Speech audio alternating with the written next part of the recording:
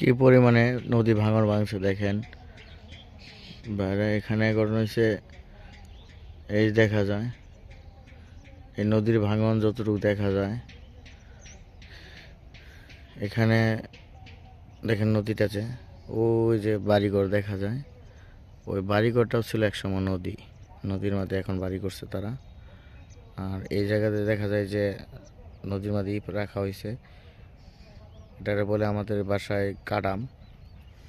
এটা কাটাম করা হয়, কাটাম দিয়েছে মাছ মারার জন্য। এই যে আমাদের জমি, এই যে এই দেখা যায় অল্প কিছু জমি আছে, 100% মতো জমি আর কি আছে, মানে আছে। এই যে দেখা যায় যে ওই গাছগুলা থেকে শুরু করে এই যে বাদাম চাষ করা হয়েছে এখানে।